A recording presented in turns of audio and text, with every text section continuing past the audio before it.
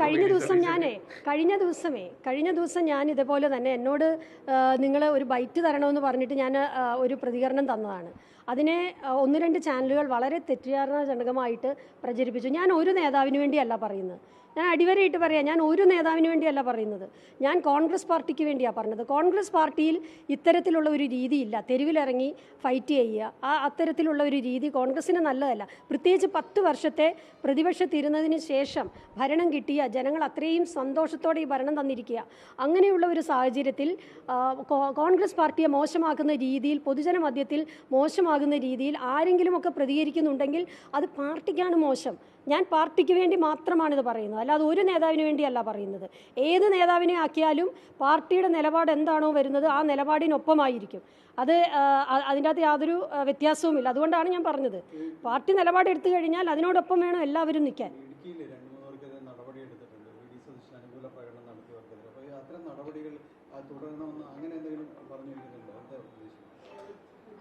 ഞാൻ പറയുന്നത് ഇത്രയുമേ ഉള്ളൂ. പാർട്ടിക്ക് ദോഷമാകുന്ന രീതിയിൽ, പാർട്ടിയെ പൊതുജന മധ്യത്തിൽ മോശമാക്കുന്ന രീതിയിൽ പ്രകടനങ്ങൾ നടത്തേണ്ട ആവശ്യമില്ല.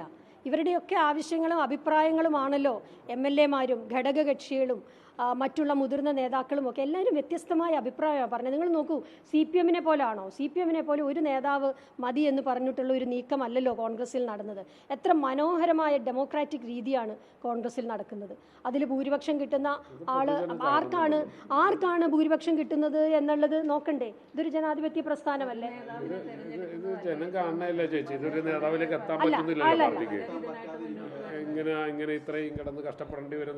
ആർക്കാ കഷ്ടപ്പാട്? അല്ല, ഒരു മിനിറ്റ്, ഞാനൊരു കാര്യം ചോദിച്ചോട്ടെ. ഇവിടെ തീരുമാനമെടുക്കാൻ വൈകിയിട്ടില്ല. ഇവിടെ ആർക്കാണ് കഷ്ടപ്പാടെന്നാണ് പറയുന്നത്? ഇവിടെ ഒരാൾക്കും ഒരു കഷ്ടപ്പാടും ഇല്ല. ഇവിടെ സാധാരണഗതിയിൽ എന്താണോ കോൺഗ്രസ് പാർട്ടിയിൽ നടക്കുന്നത്, കോൺഗ്രസ് പാർട്ടി എല്ലാ കാലത്തും എന്ത് കീഴ്വഴക്കമാണോ പാലിച്ചിരുന്നത് അത് മാത്രമേ ഇവിടെ ചെയ്തിട്ടുള്ളൂ.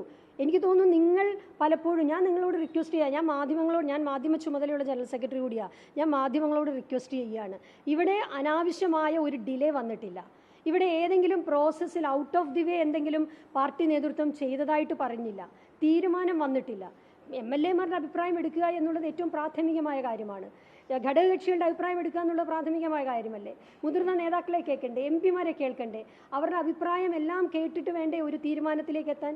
ആ തീരുമാനം ഏതാണെന്ന് അറിയുന്നതിന് മുൻപ് എന്തിനാണ് നവമാധ്യമങ്ങളിലും തെരുവിലും ഇറങ്ങി ഒരു ഫൈറ്റിലേക്ക് പോകുന്നത്? അതിൻ്റെ ഒരു ആവശ്യമില്ലല്ലോ.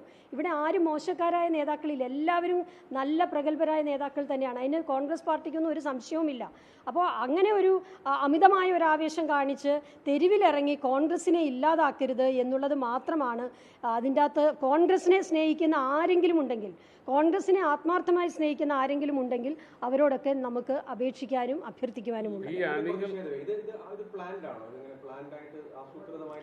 അതാരാണ് അവിടെ പ്രകടനം നടത്തിയതെന്ന് അറിയില്ല. ആ നടത്തിയ ആളുകൾക്ക് മാത്രമേ, അവരോട് നിങ്ങൾ ചോദിച്ചു കഴിഞ്ഞാൽ അല്ലേ അത് മനസ്സിലാവുള്ളൂ നമുക്ക്. പക്ഷേ പാർട്ടിയുടെ ഔദ്യോഗികമായ പദവികളിൽ ഇരിക്കുന്ന ആരെങ്കിലും ഉണ്ടോ എന്നുള്ളതിനെക്കുറിച്ച് അറിയില്ല. അത് KPC പ്രസിഡന്റിന്റെ നേതൃത്വത്തിൽ അതിൻ്റെ അന്വേഷണം ഉണ്ടാകും. പക്ഷേ അത് യഥാർത്ഥത്തിൽ നിങ്ങൾ തന്നെ ആലോചിച്ച് നോക്കുക, ഇതിൻ്റെയൊക്കെ ഒരു ആവശ്യമില്ലല്ലോ. ഇവിടെ ഞാനതാ പറഞ്ഞത്, ഇവിടെ സാധാരണ നടക്കുന്ന പ്രോസസ്സിന് അതീതമായിട്ട് ഏതെങ്കിലും രീതിയിൽ ഔട്ട് ഓഫ് ദി വേ ഒന്നും നടന്നിട്ടില്ല.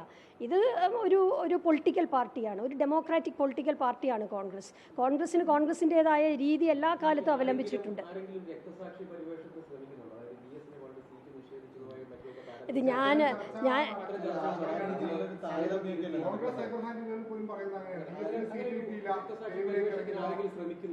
എനിക്കറിയില്ല കേട്ടോ. കോൺഗ്രസിൻ്റെ ഔദ്യോഗിക സൈബർ ഹാൻഡിലുകളൊക്കെ അത്തരത്തിൽ പറഞ്ഞായിട്ട് ഞാൻ കണ്ടില്ല. കോൺഗ്രസിൻ്റെ അല്ലാതെ ഏതെങ്കിലും രീതിയിലുള്ള മറ്റുള്ള താല്പര്യങ്ങളുമായി നിൽക്കുന്ന ആരെങ്കിലും പറഞ്ഞിട്ടുണ്ടാവാം.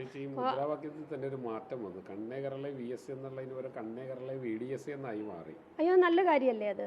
തീർച്ചയായിട്ടും VD സതീശൻ ഏറ്റവും പ്രഗത്ഭനായ ഒരു നേതാവാണ്. അദ്ദേഹത്തിന് മുദ്രാവാക്യം വിളിക്കണം, അദ്ദേഹത്തിന് വേണ്ടി പ്രകടനം, അദ്ദേഹത്തിന് വേണ്ടി മുദ്രാവാക്യം വിളിക്കുന്നതോ അദ്ദേഹത്തിൻ്റെ പ്രവർത്തനം നല്ലതാണെന്ന് പറയുന്നതിലോ ഒന്നും ഒരു തെറ്റുമില്ല.